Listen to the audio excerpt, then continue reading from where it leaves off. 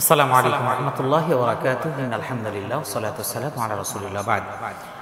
প্রিয় দর্শক, আমরা আজকে কথা বলছি, আমরা দেখি দাড়ি রাখা, টুপি পরা, পাঞ্জাবি পরা এই মানুষগুলো দুর্নীতিগ্রস্ত।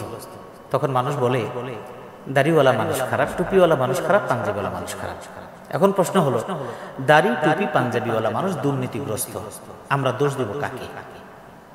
হ্যাঁ, আমি আপনাকে ক্লিয়ার করি, দাড়ি এবং টুপি এবং পাঞ্জাবি এই তিনটা আসল অবস্থানটা কি প্রথমত দিকে যাই। দাড়িটা রাসূলুল্লাহ সাল্লাল্লাহু আলাইহি ওয়াসাল্লাম রেখেছেন, এটা একটা সুন্নাহ, রাখা ওয়াজিব, এটা আল্লাহ রাসূল রেখেছেন নিয়মিত, এটা একটা সুন্নাহ। পাঞ্জাবিটা পোশাকের সুন্নাহ। এরপরে টুপি পরা, এটা রাসূলুল্লাহ পোশাকের সুন্নাহ। তার মানে যিনি দাড়ি রেখেছেন, যিনি পাঞ্জাবি পরেছেন, যিনি মাথায় টুপি দিয়েছেন, সমাজের মানুষ তাকে বুঝে যে তিনি একজন দিনদার মানুষ, তিনি একজন রাসূলুল্লাহ সাল্লাল্লাহু আলাইহি ওয়াসাল্লামের সুন্নতের অনুসারী মানুষ। এখন এই একই মানুষটা শত শত কোটি টাকা দুর্নীতিগ্রস্ত। আবার অনেকে দেখা যায় নামাজ পড়তে পড়তে কপালে এরকম বড় কালো দাগ, মানে বোঝা যাচ্ছেন তিনি একজন নামাজি, কিন্তু দেখা গেল তিনি এক ব্যাংক থেকেই নিয়েছেন 50,000 কোটি টাকা। তিনি 10-12টা ব্যাংক নিজের নামে করে নিয়ে সেখান থেকেই তিনি আত্মসাৎ করেছেন কয়েক হাজার কোটি টাকা, কয়েক শত হাজার কোটি টাকা। এখন তার এই কপালের দাগের কি হবে? এই দাড়ি কি হবে? আবার অনেকে আমরা দেখি দাড়ি ছিল, কিন্তু যখন ধরা খাওয়ার আগে দাড়িগুলো শেভ করে ফেলছে। তাহলে এটা কি হবে? তাহলে এই বিষয়গুলো আপনি কিভাবে দেখবেন? আমি আপনাকে একটু পিছনে নিয়ে যাই। আমরা দেখেছি অনেক আগে, আমরা একজন সরকারি একটা জায়গার একজন ড্রাইভার, সেই ড্রাইভার যখন ধরা পড়ল, বিশাল মাশাআল্লাহ দাড়ি, এবং তিনি বিভিন্ন মসজিদের সভাপতি নিজের এলাকার, কিন্তু উনি একজন সাধারণ একজন ড্রাইভার, সরকারি একজন কর্মকর্তার ড্রাইভার, অথচ তার 70 লক্ষ টাকা দামের একটা গাড়ি আছে। তিনি তার বাড়িতে একটা ওই গাড়ির একজন ড্রাইভার রাখেন। আমি বলি সেটা রাজুকের একজন ড্রাইভার, তার নামও আমরা সবাই জানি।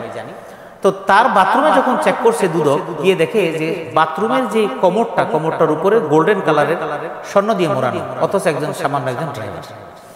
তার ওই প্রাডো গাড়ি চালানোর জন্য একজন ড্রাইভার রাখা আছে। তিনি রাজুকের অফিসের কাছাকাছি আসলে তিনি ইন খুলে নর্মাল একটা স্যান্ডেল পরে তিনি আসতেন, কারণ তিনি একজন পিয়ন এবং তিনি একজন ড্রাইভার, তিনি আরেকজনের বড় অফিসারের গাড়ি চালান। যখন ধরা পড়লো তিনি শত শত কোটি টাকার মালিক। কিছুদিন আগে আমাদের একজন আবেদ আলী, যেটা আমরা জানি পিএসসি অর্থাৎ বিসিএস প্রশ্নের ফাঁস, তাকে জিজ্ঞেস করা হলো, সে কক্সবাজার গেলে সেখানে নামাজ পড়ে, সেটা ছবিতে ভাইরাল। রাস্তার মধ্যে দাঁড়িয়ে নামাজ পড়ছেন, গাড়িতে নামাজ পড়ছেন, বিমানে নামাজ পড়ছেন, ছবি ভাইরাল, এবং মুখে দাঁড়িয়ে রাখছেন, অথচ আগে দেখা গেল দাড়ি কিছু নেই। তাকে প্রশ্ন করা হলো যে আপনি এই লুটপাট এবং চুরির টাকা, প্রশ্নপত্র ফাঁসের টাকা দিয়ে কি করেন? বললো যে আমি আল্লাহ রাস্তায় খরচ করি। আপনি কথাগুলি সুন্দর করে বুঝেন, তাহলে চুরি করা টাকা তিনি আল্লাহ রাস্তায় খরচ করছেন। তিনি নামাজ পড়ছেন, আবার আরেকজন কপালে দাগ করিয়ে ফেলছেন, আরেকজন পুলিশ ধরবে সেই ভয়ে নিজেকে গোপন রাখার জন্য তিনি দাড়িটা কামিয়ে ফেলছেন। এবং রসু খান নামক একজন সিরিয়াল কিলার জেলখানায়, তার ফাঁসির আদেশ হয়েছে। সে মোটামুটি অনেক হত্যাকাণ্ড ঘটিয়েছে এবং ধর্ষণ করার পরে অনেককেই হত্যা করেছে। তাকে যখন অনেক বছর পরে সামনে আনা হলো, অনেক বড় দাড়ি। এখন এই মানুষটাকে যখন একটা মানুষ দেখে, টেলিভিশনে যখন দেখে, দেখার পরে তো মানুষ মনে করে এই দাড়িওয়ালা মানুষটি তো তাহলে খারাপ। এবং আফসোস এবং পরিতাপের সাথেই বলতে হয়, আমাদের বাংলাদেশে টেলিভিশন এবং মিডিয়াগুলো দাড়ি টুপি পাঞ্জাবি পরা মানুষকে রাজাকার এবং বদমাশ চরিত্র দেখাইয়া মানুষদেরকে বিভ্রান্ত করেছে। এটা হলো সবচেয়ে কঠিন সত্য কথা। এখন দুর্নীতিগ্রস্ত মানুষেরা এই অবস্থা ধরা পড়তেছে। কিছু মানুষ বলতেছে এই টুপি দাড়িওয়ালা মানুষ খারাপ না। আপনাকে বুঝতে হবে, টুপি দাড়ি পাঞ্জাবিওয়ালা মানুষ খারাপ না, বরং সমাজের সবচেয়ে নিকৃষ্টতম স্বভাবের মানুষগুলো খুব বিচক্ষণতার সাথে চিন্তা ভাবনা করে দেখেছে এই বাংলাদেশের সাধারণ মানুষ, তারা ধর্মপ্রাণ, তারা ইসলাম প্রিয়, তারা আলেম প্রিয়, তারা নবী প্রিয়, সুন্নাহ প্রিয়, আল্লাহ প্রিয়। এই মানুষগুলোর অন্তরের মধ্যে দাড়ির প্রতি ভালোবাসা আছে, তাদের পাঞ্জাবির প্রতি ভালোবাসা আছে, টুপির প্রতি ভালোবাসা আছে, লেবাসের প্রতি ভালোবাসা আছে, এবং এটা যেখানে দেখে তাদেরকে সম্মান করে। ওই দুষ্ট প্রকৃতির মানুষগুলো, দুর্নীতিগ্রস্ত মানুষগুলো, ওই বাটপার টাইপের মানুষগুলো তারা খুব অবজারভেশন করে দেখেছে যে এই পোশাকটাকে যদি ব্যবহার করা যায় তাহলে সব জায়গায় খুব সহজে পার পাওয়া যাবে।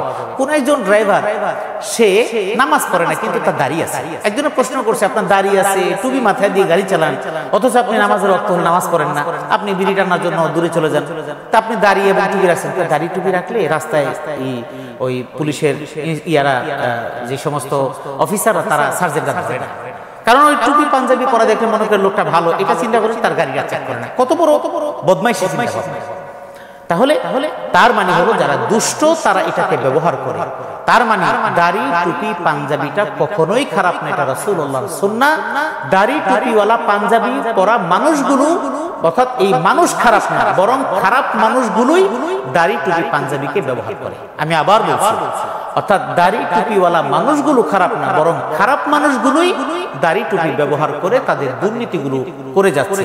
নতুবা এইরকম দাড়িওয়ালা মানুষ, এইরকম কপালে দাগওয়ালা মানুষ, শত সহস্র কোটি টাকার মালিক, দেশের সমস্ত সম্পদগুলি লুটপাট করে নিয়ে গিয়েছে, পরিবার সহ বিদেশে সেটেল হয়ে গিয়েছে, অথচ তাদের কপালের দিকে তাকাইলে মনে হয় যে তারা একেবারে জান্নাত থেকে ফিরে আসা কোনো মানুষ। এত বড় দাগ। তাহলে দাগ কি? নামাজের সেজদার দাগ, তাহাজ্জুদের দাগ।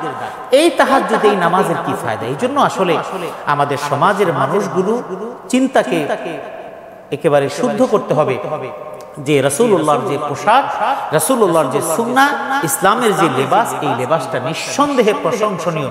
যিনি করবেন এটাকে ধারণ করার চেষ্টা করবেন।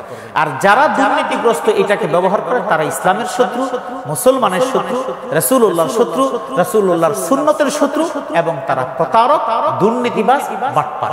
সুতরাং এদের থেকে আমাদের সাবধান, এবং রাসূলুল্লাহর সুন্নাহ সম্পর্কে আমাদের কথাবার্তা বলার ক্ষেত্রে, এই পোশাক আশাকের ব্যাপারে মন্তব্য করার ক্ষেত্রে অবশ্যই সাবধানতা অবলম্বন করতে হবে। আল্লাহ আমাদেরকে বুঝদান করুন।